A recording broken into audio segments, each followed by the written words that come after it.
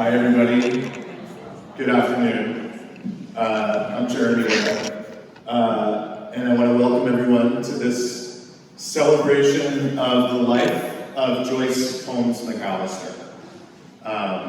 We want to say thank you to Calf Audio and Todd and to the wonderful Molly McMillan at the piano. And thanks to my dear friend and Joyce's dear friend Margaret Wakely for her tireless efforts to make today's celebration a success.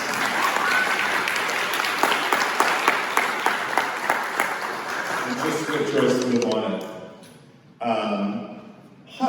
I do this for a living, but it's like I'm really struggling to get through this. I already want to start tearing up, and I'm going to really try not to. It's wonderful and moving to see so many familiar faces, friends, family, and loved ones here this afternoon. I am sure that Joyce is here with us this afternoon to oversee this, her final production. A few months ago, I asked Joyce, so what was the best period of your life? And she replied, right now. And I believed her, because as you know, Joyce was industrious, going on all cylinders and busy. She was writing. And that energy and that indomitable spirit, that passion and that talent is what we celebrate here this afternoon. Joyce was the first actress I ever met when I was 2. She was everything a good artist should be: exacting, opinionated, gifted. She treasured reading the New York Times. She gave me a way of thinking about my life that was discerning, ordered, and aspirational. And she made me believe that I really could do anything I put my mind and my hard work into. She believed in me. Joyce was inspiring, supportive, artistic, witty, and bright. Her home, first when she shared it with Mac and then as a widow, was filled always with gourmet food, music, laughter, limericks, poets, poetry, cats, and conversation. She created a salon and gave my sister Carrie and I a place to grow our ideas. We all like to say that she was like a surrogate grandmother to my sister and I, but she was really more like an Auntie May figure, like the one in that play that she took me to at the Strand Theater in 3rd grade. Joyce was into glamour and makeup and occasion and etiquette and smooth jazz and cabaret music and dancing and artists. She loved the music of the golden age of Broadway. Did you see that CD collection? A few weeks before she passed, I was in her home and singing to her from South Pacific, which was one of those great golden age shows that she loved. And so I thought I'd sing a song from that show for you this afternoon, but I sang it for Joyce. My doll is as dainty as a sparrow. Her figure is something to applaud. Where she's narrow as an arrow. And she's broad, where a broad should be broad.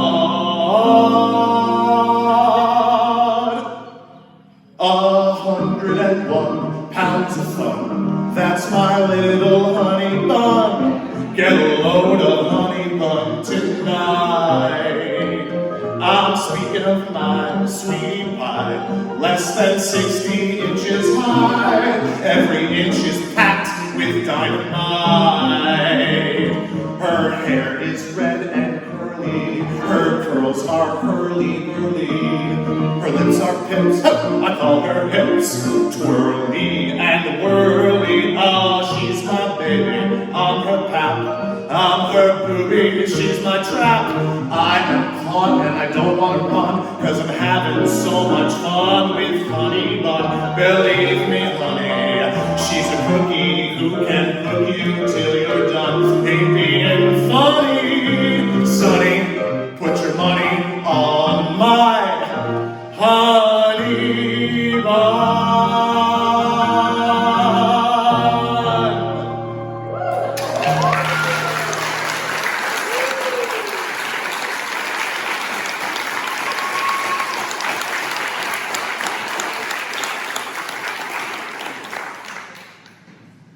now we want to bring up Mary Beth O'Connor, who is a dear friend of Joyce's, someone that she met through writing, and was very responsible for helping her get a lot of her work to publication. Mary Beth?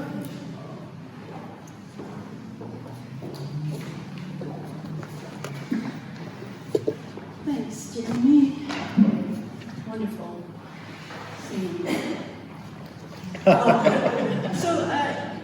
It was around the time that of the publication of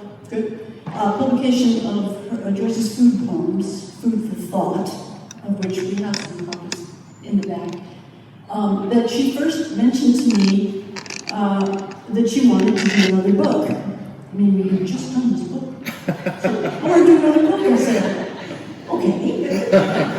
And she leaned in the way she did, and she said, it's going to be about death. So I said, okay. And she said, I have a lot of poems about death. Good. So we spoke about it several times in the last year and a half or more. And of course, in the last that time period, she had so many health challenges that she couldn't work at her computer very well, and then at all. But Erin helped her to get copies printed of the poems she wanted to consider for the book, and they sorted them into 3 piles: yes, no, maybe, which was her custom. And I went through a number of arrangements, possibilities, and she let me know very clearly what she agreed with and did not agree with. I don't think that's a strong enough poem. Okay. So anyway, eventually we went from considering the collection to be a new and collected volume to only poems that had not been published in a collection before. And at that point, or before that actually, I got into her computer and found just, gold mine of poems that I had never seen. And the book just kind of came together after that in a way. And thanks to Jack and Ginny and Ruth, who helped me to proofread, I think it's good. Any errors, of course, are mine. But it's a wonderful collection. I think it's really fun. And the title poem in the very end is the one that I'm going to read for you. I was struck by how wise it is. And I just really longing for it to be the title poem. In the very end, during the after, when it is over, how does memory remember? Which settings from the past do we choose? Yellow house, rumpled bed, sturdy barn, fresh filled with mellowed hay. What mouthings do we use to recreate the place, the time, the space of air it was? Do we guide the liquid tongue to murmur truth, or reinvent the years to save ourselves fresh woundings? Memory is ours to bend, changing easily from day, all unpredictable, to starred or starless blanketed night. We are the memories we choose. They mold our gut, our heart, our head, reverberating sounds shifting like the light. They speak to future time, those words that linger long after we are safely dead. We have copies we'd like you each to take a copy of as a gift from Joyce, and we also have some copies of her other collections back on the front table as well. Oh, yes, and now I turn it over to Joyce's very good friend, Will Wallace.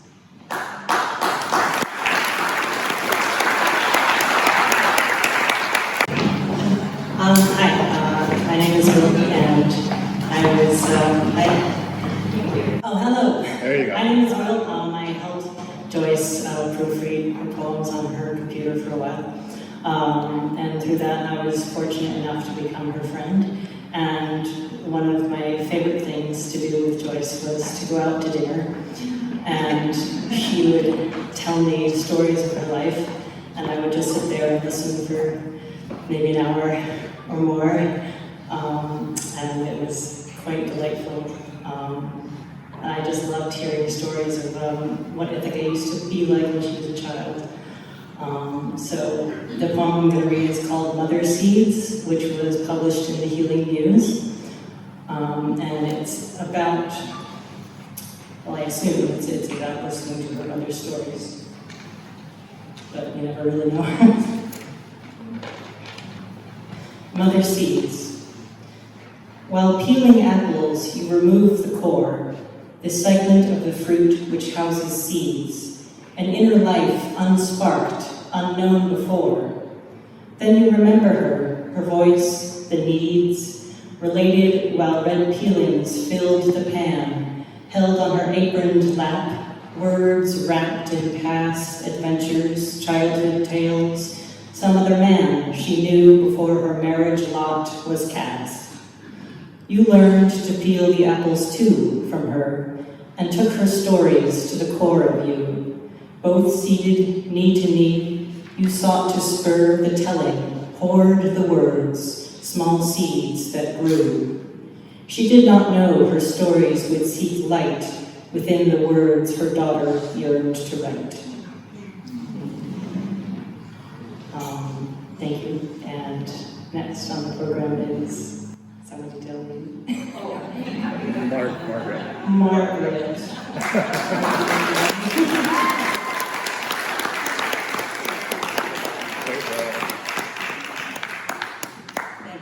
Thank you, Will. So in the final weeks of Joyce's life, she wanted a little huddle with Jeremy and Jack Hopper and me to talk about this day and what she wanted on the program, the poems and the food and the music. And she was very specific. And this song that I'm going to sing for you is one that she said she would be singing to us. So I want you to know that I am just a conduit for Joyce right now while I sing We'll Be Together Again.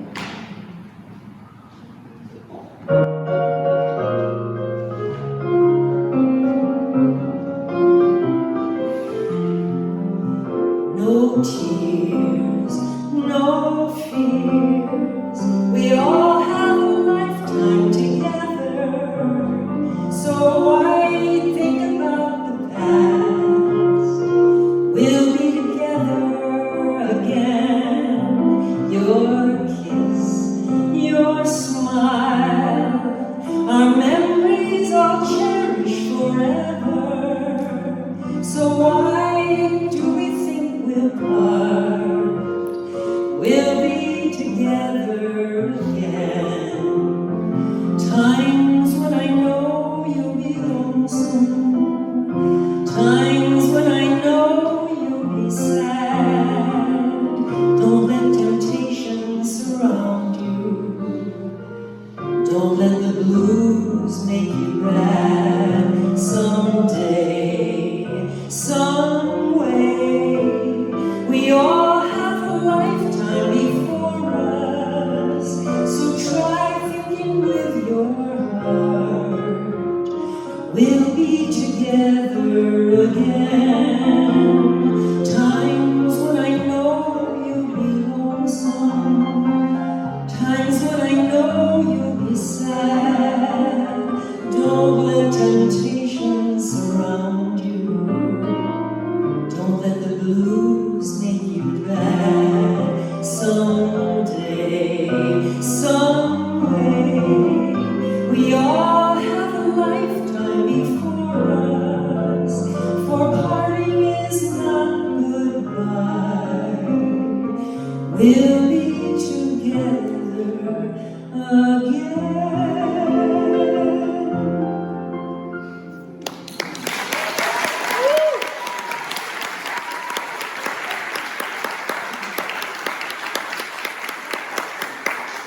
Joyce would be very proud of the alternate lyrics I just sang for you that were not really part of the song at all. It was great actor's face, right? So I'm sure I made mistakes like that in 1994. for the first concert fundraiser I did for the Unitarian Church, and it was it was shortly after I had moved here. And after that concert, a couple days later, I got this beautiful card with this very appreciative note in it from this woman, Joyce Mcallister. And she not only told me how wonderful the show was, but she invited me to have lunch. So of course I did. And I went to her house and had this wonderful food, and then we talked about music and theater and just basically everything under the sun, and made a very quick heart connection that lasted for many years after that. That's how we met. And most of you know that the last 15 years or so of Joyce's life were really hard for her to go through. A lot of systems were failing, right, in that amazing little body of hers. She needed more and more help to live the life that she wanted to live. And, but this is so typical of Joyce, she put the best team together. Didn't she? I mean, she had amazing... And dear team members, I know you'll agree that doing things for Joyce was just such a joy, with her generosity and her humor and just her presence. It was such a gift to give to Joyce. It really, really was, and it was one of my greatest gifts for these past couple decades. I'll leave you with one little story. On her 82nd birthday, I looked this up in my diary. It was great to look up every January 16th for the past couple years, several years, and see what I was doing. I finally forced Joyce to let me pay for dinner. We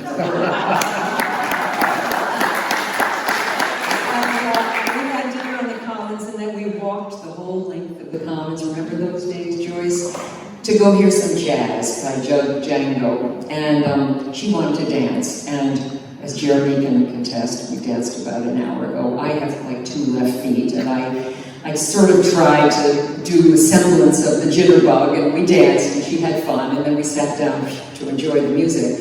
No sooner had we sat down than this young man, he was like 20, came up and asked Joyce to dance. So she gladly went on the floor, and I swear her feet didn't touch the floor. She was on cloud 9, dancing the jitterbug with this young man. So Joyce, wherever you are, I hope you're dancing the jitterbug with the best partners in the universe.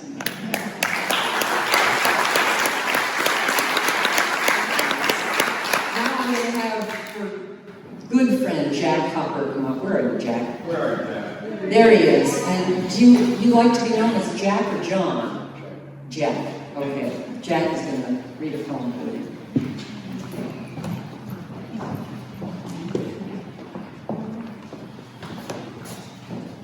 It's hard with the joviality that exists here to remember the basis of it is a very sad event. Joyce and I were good friends, and I certainly miss her. I still drive by the house sometime and hope a light will go on somehow, which means, hey, come on in, let's talk poetry, let's talk. Or in a kind of masochistically directed feeling once recently, I just wanted to hear her voice. And I dialed her phone, but of course, out of service. Anyway, this poem is called You May Not Know. You may not know, but I have left you now. Failed vision seeks the truth, and so I dare to look more closely, change my heart somehow, not mourn the loss of something never there.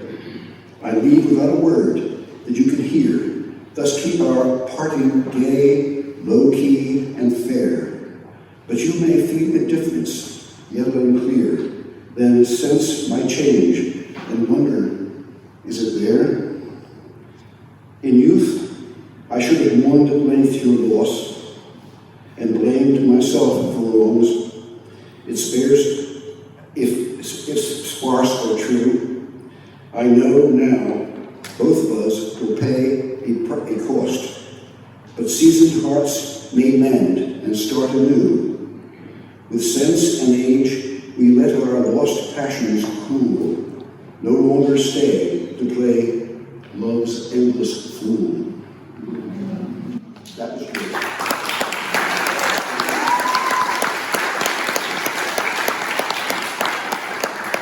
And of course, we introduced Bruce Miller.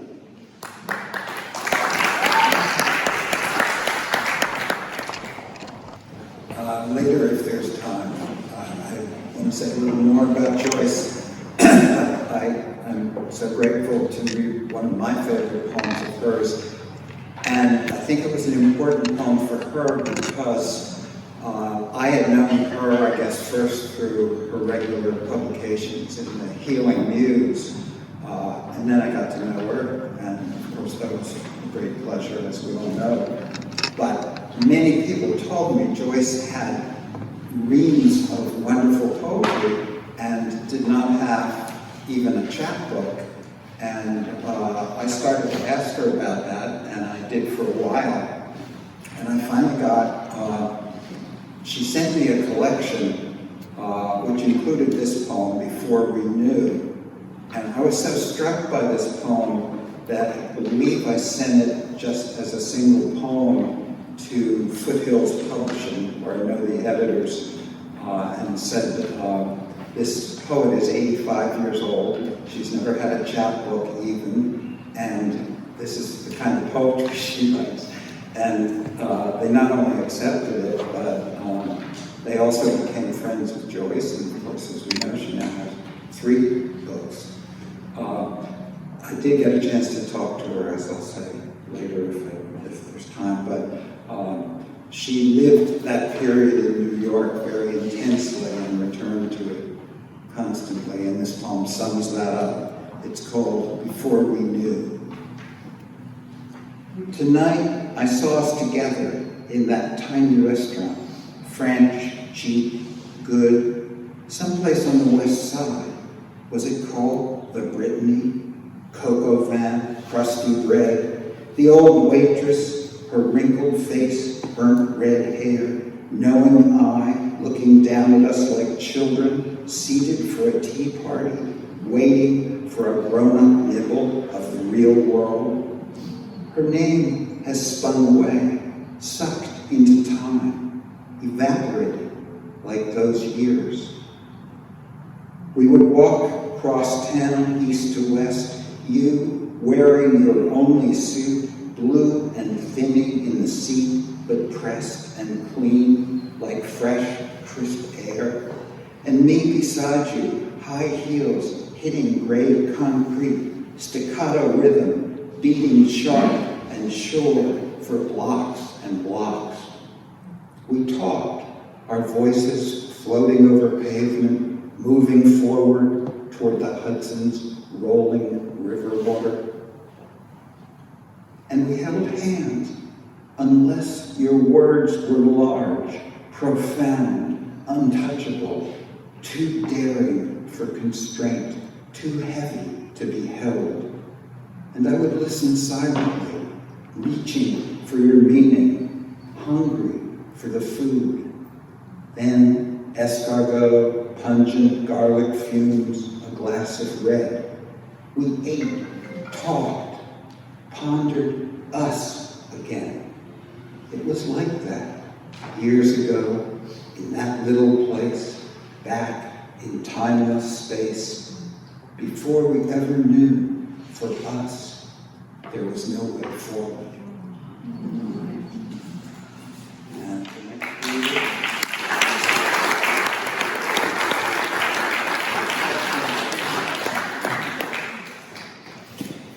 thank you, Bennett. That's a especially appropriate poem to introduce this next song. Back in the 90s, I met Joyce Mcallister for one of the first times in the fall in New York City. She loved the Big Apple. She loved to come down with Margaret, and we'd go to dinner and go to the theater and make wonderful New York memories. And if I know anything about Joyce Mcallister, she is here today with us and greatly enjoying all of our happy memories of her. And also, I'm sure her spirit's going to be roaming back down to New York City, where she can see and dance and taste and live it all again. Autumn in New York, why does it feel so inviting?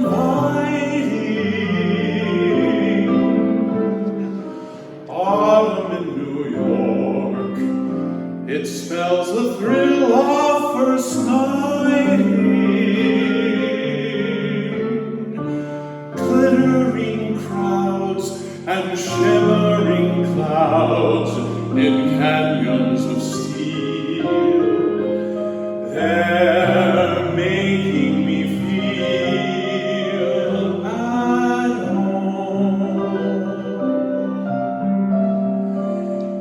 It's autumn in New York, it brings the promise of new love. Autumn in New York, it's often mingled with pain.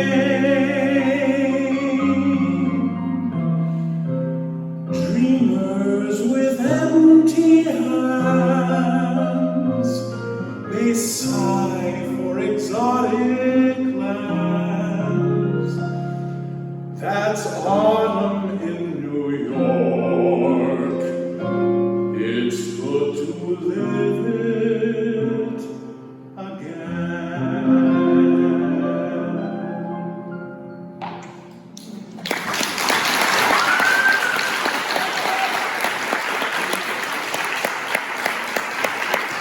Thank you.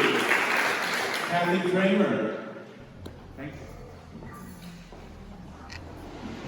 I'm getting littler all the time. I'm coming your way, Joyce. Can you hear me okay? Yeah. Okay. I've known Joyce for 26, 27 years.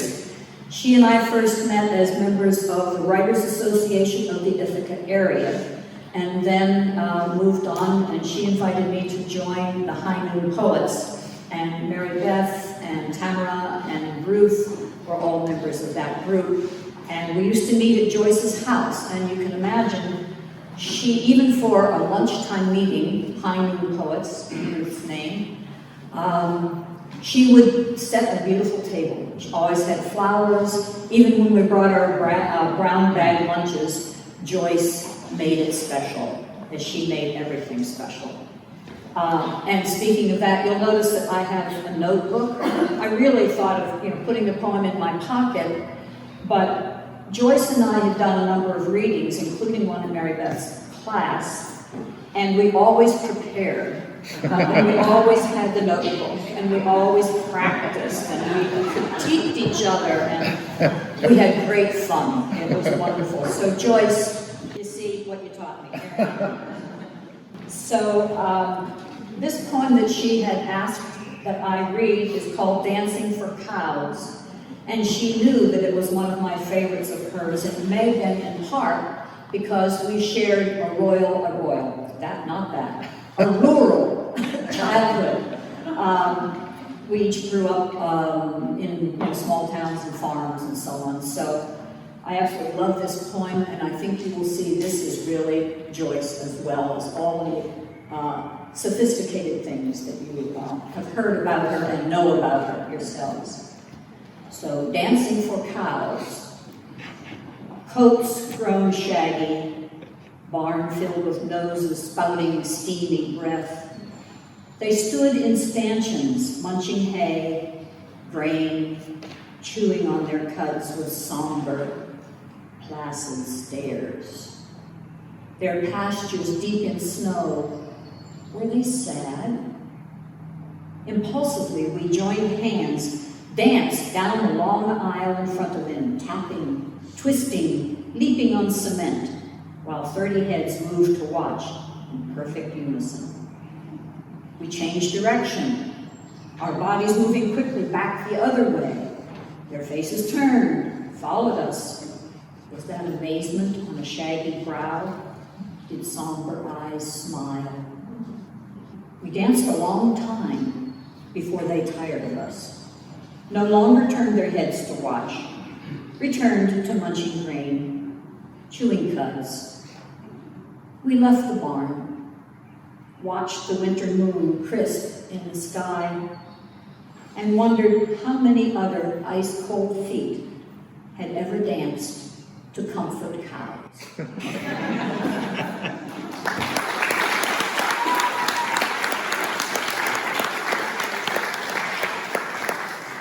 William Holmes, I bet there's a relative.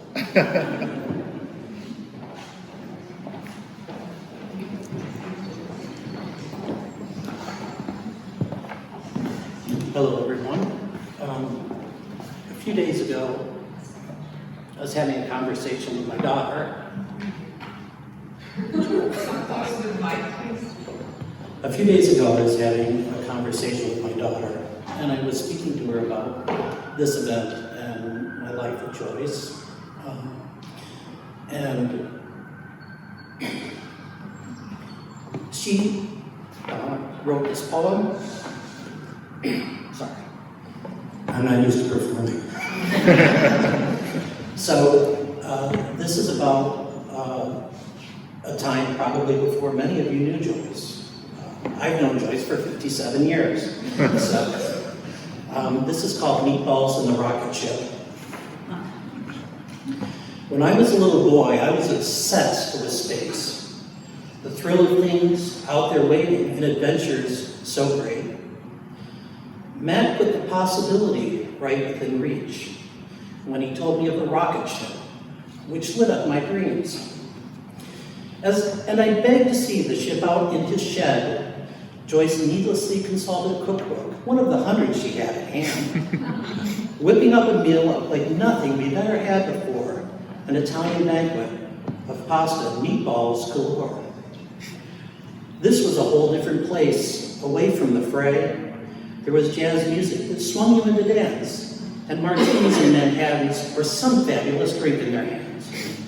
A fantasy world so softly lit, but bright with memories when I was a kid. And then I grew older, and the rocket flew off, but instead of up, we go down into the most exclusive of clubs. And in those recesses, the slots spun away as jazz played on. And the fantasy stayed. Now at a restaurant, I order one meatball.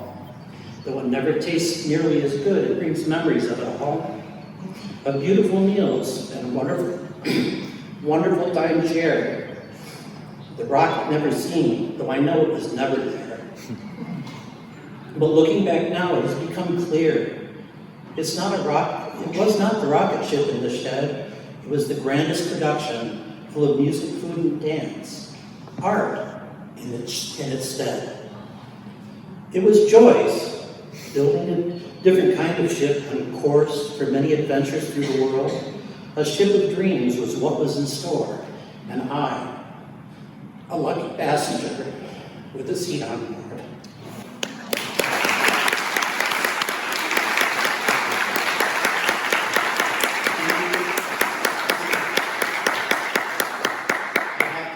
When I looked out at the crowd, I was counting people. And I was saying, I hope I have these many friends when my time comes. Thank you very much.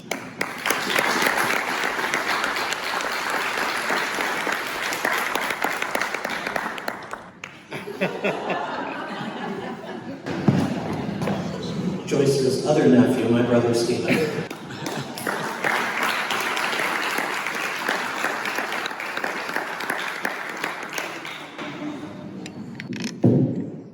So we have a daughter, a sister, an aunt, a cousin, a friend, an incredible woman that lived 90 plus years, and we're all better because we were touched by her. So I'll try to keep it together myself over here, okay?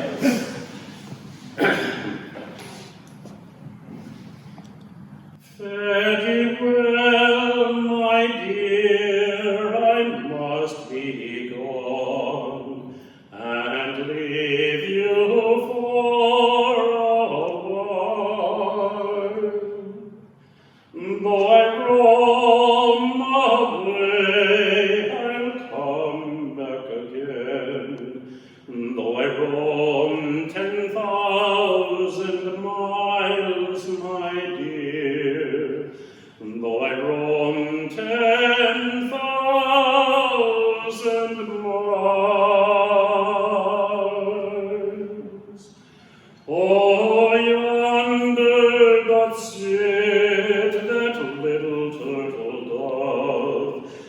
doth sit on yonder high tree,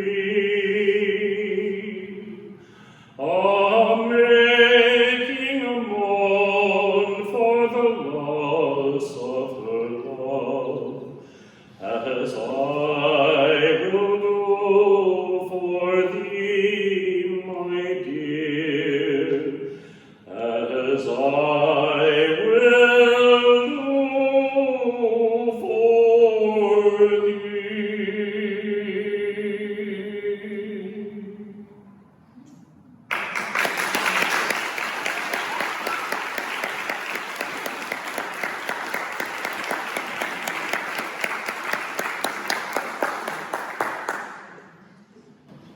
Thank you so much.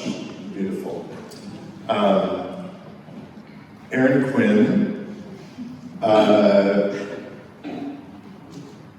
worked for Joyce and with Joyce for 14 years, but became the dearest of friends with her and has been back and forth about whether she wanted to speak, but I'm so glad she decided to. Aaron, thank you.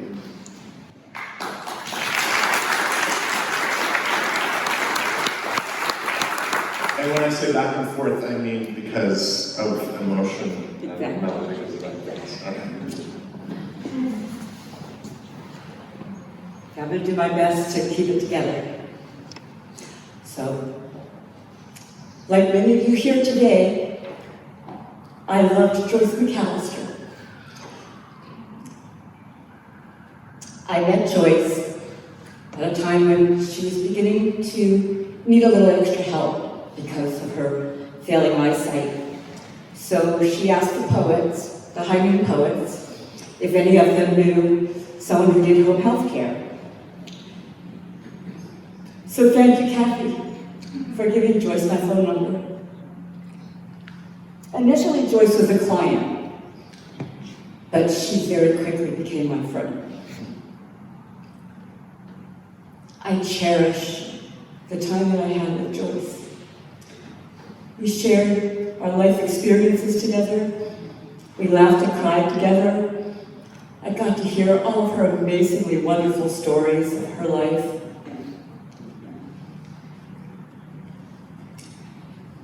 And I admired her wisdom and so welcomed her sage advice.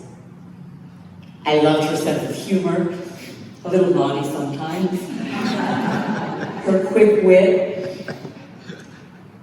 and the sound of her laughter. And I was marveled by her strength. You know, life threw some tough times and heartache at Joyce in her 90 years. But she overcame all of them with determination and grit and poetry. I learned so much from her. She may have been tiny, but she was mighty. And she lived her life the way she wanted it to be, right up to the night she died.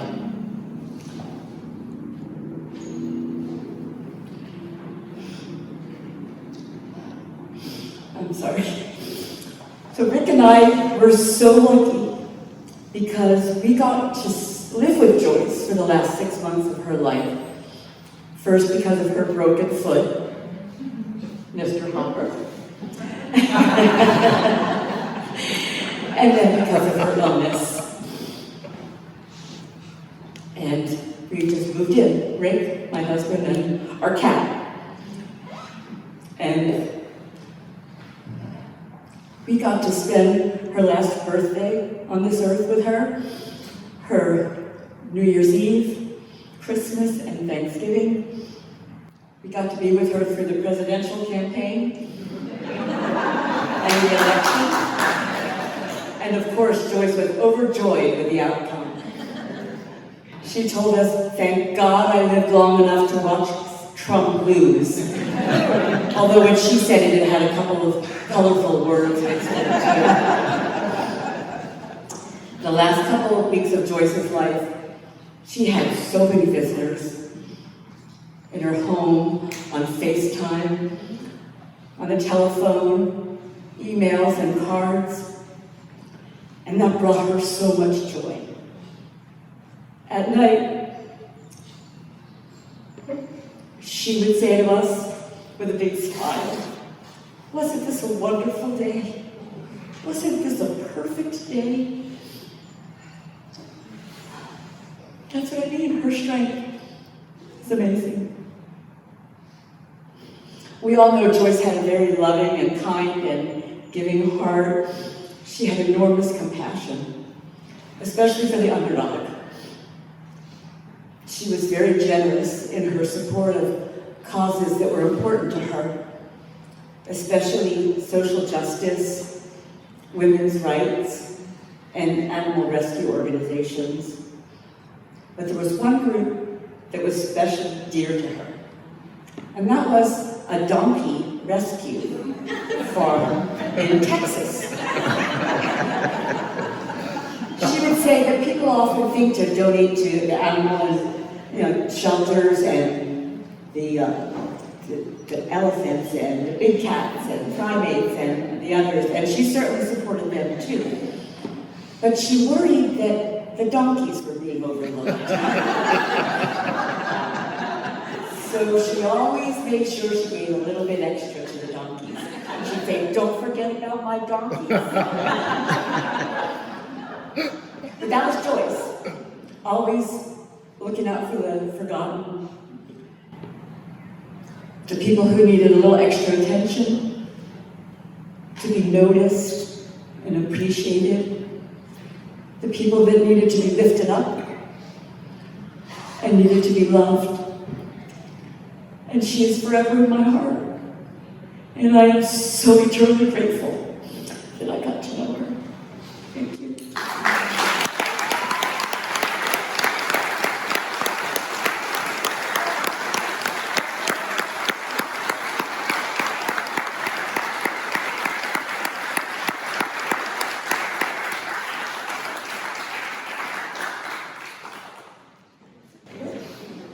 So we wanted to provide an open mic for a few moments here now. If there's anyone who wanted to come up and say something and thank you. So who would like to go?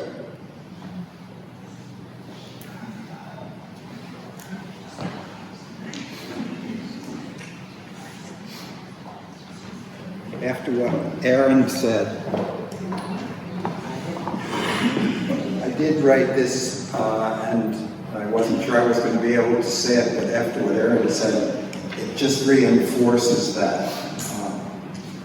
I was privileged to be able to spend some time with Joyce during her final days. I didn't know what that experience might be like, but from the first moments I was back in her presence, I realized that it was going to be special. She was lying on her bed in her living room, continuously swabbing her lips with a small sponge that she kept dipping in liquid. She had made the decision to no longer eat or drink, and she talked a lot about her life and her current situation. I was astonished, as I wrote other friends of hers at the time, how upliftingly upbeat and positive she was. At a certain point, as I sat mostly listening to her, I jotted a few notes. She said she had had a premonition more than a year ago that she was going to die and that she was completely ready for it. She said, "I always wanted to do this my way," and exclaimed, "I'm so damn lucky." She continued in that vein, "This is the happiest, most rewarding time of my whole life," adding that people had been telling her things and that she had been getting to say things to people that never would have gotten said otherwise. She also told me she'd been having the most intense dreams and an absolutely wonderful time in those dreams. One of those dreams reminded her of when she was a young girl and had sung, "I wonder who's kissing him now," in what she called a vaudeville dress. And then she sang the song to me. We talked about her poetry, and she said she did have a regret. that she had not devoted much more of her life to seriously writing poetry, that she wished she had committed to it and had kept at it from an earlier time, but also that she was very grateful that she was able to do what she had done. I know she was on the phone with many close friends during her final days, and one of those friends was Deirdre Nealon, editor of The Healing Muse, to which Joyce was a regular contributor. Deirdre teaches a course in death and dying at Upstate Medical Center, and I wrote to Deirdre that I wish there had been some way to have Joyce address that course. The way Joyce accepted her dying could have been and should be a lesson for all of us.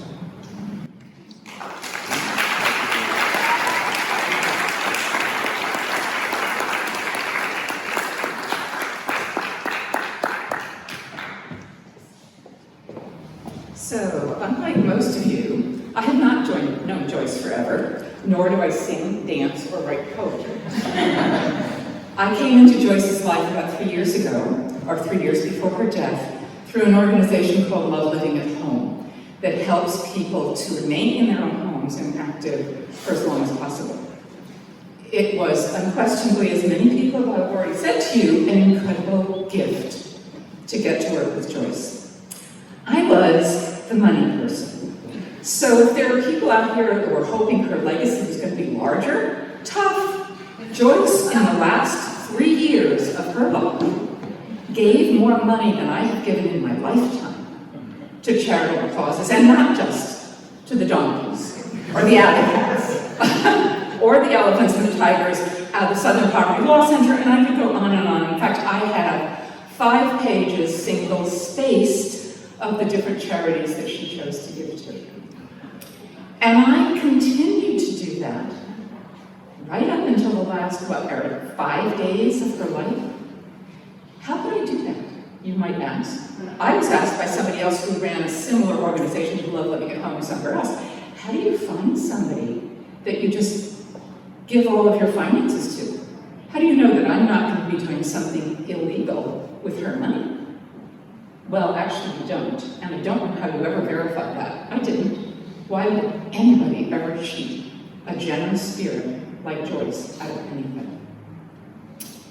In the last 4 or 5 visits that I made to Joyce, each time before I left, we sat quietly and chatted and shared and kind of just connected in incredibly deep ways that I know most of you in this room can experience.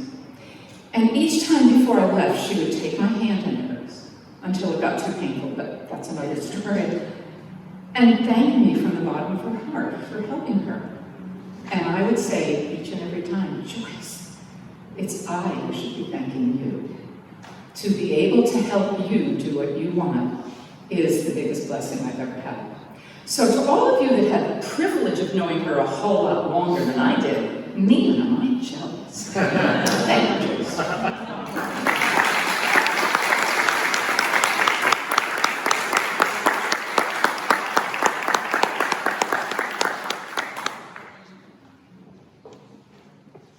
Hi, so my name is Camille. I'm not a public speaker or performer, but I just wanted to say, as my ears are hanging with very heavy earrings that Joyce left for me, and for great news. When I was 12 years old, I wrote her a book of poetry. It was just a silly thing that I did, and I gave it to her for Christmas one year. And after she passed away, it was on that list that she had left for the things that mattered, and she still had this silly book of poetry that I wrote as a little girl. And she told me before she passed that I was the only remaining women's poet and to never stop writing. And so she was just always this amazing, tiny woman, but this amazing light. And these earrings are hurting my ears so bad.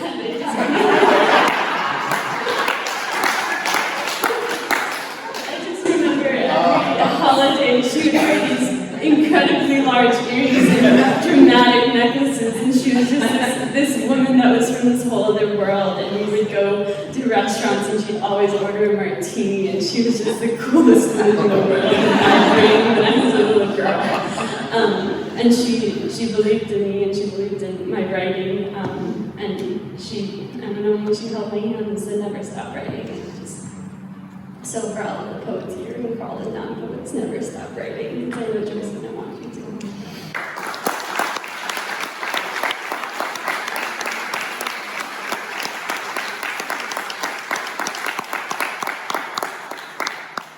I'm Judy Lutz, and I won't need the microphone. I knew Joyce for easily 50 years, and we were as close as friends can be. I don't know if Margaret can remember how long ago it was you and I went to Rochester to visit Joyce when she'd had some heart surgery. 10 years? 15 maybe?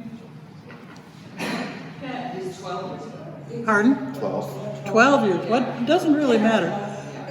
But one of the biggest belly laughs I ever heard from Joyce was recently when I reminded her of what she said to me when I first visited her. Margaret had already been in to see her, and it was my turn to go in to see her. And I said, Joyce, it's wonderful to see you. And she turned to me and said, how do I look?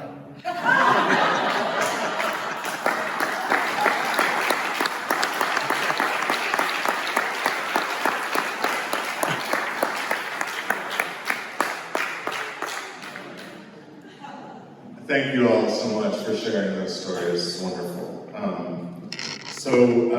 Last but certainly not least, my wonderful sister Carrie Van Gorder, her husband Jamie Van Gorder, and my niece Ava Van Gorder.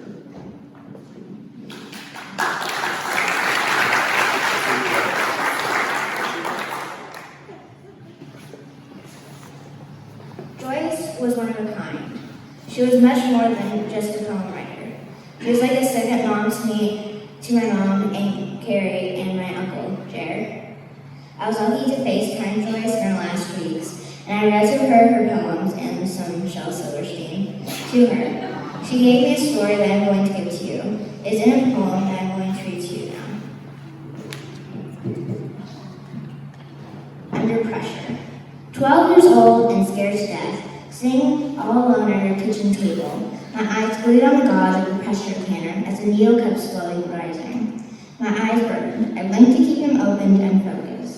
I heard again the warning in my mother's voice just before she returned to the vegetable garden.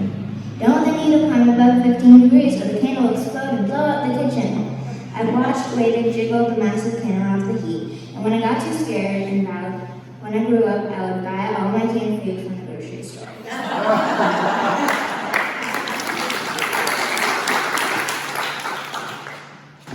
This poem highlights when she was my age and had to watch the stock pot while her mom got more vegetables for the soup. She let it go to 15, then it glowed. The next poem that I love of Joyce's is Pickles.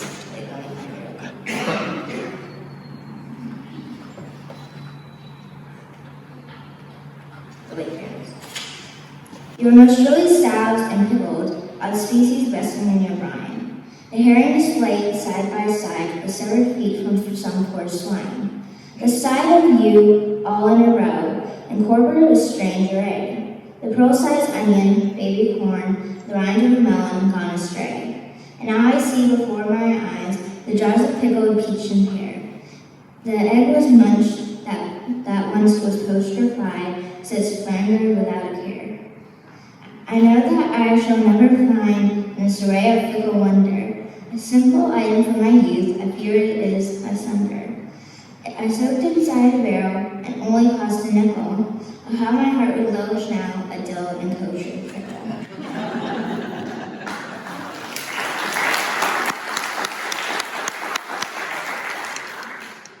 I love this poem because I love pickles.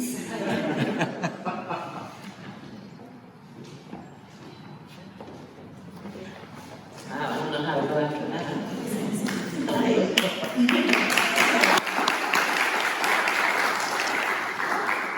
So first of all, what a wonderful feeling it is in here to look around at all these faces and just feel joy. This is just, what a beautiful sight to see. We're so happy that everybody is here.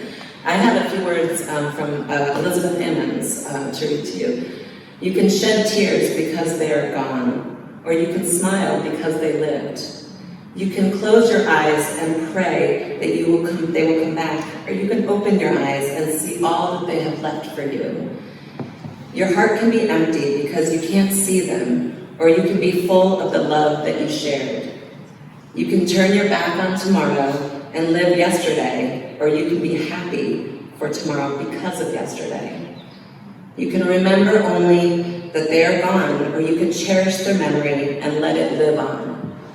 You can cry and you can close your mind and feel empty, or you can do what they would have wanted. Smile, open your heart, love, and go on.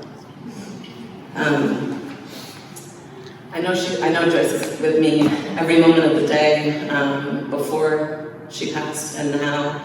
I know we all feel her here today, and what a beautiful place this is. So thank you. Thank you.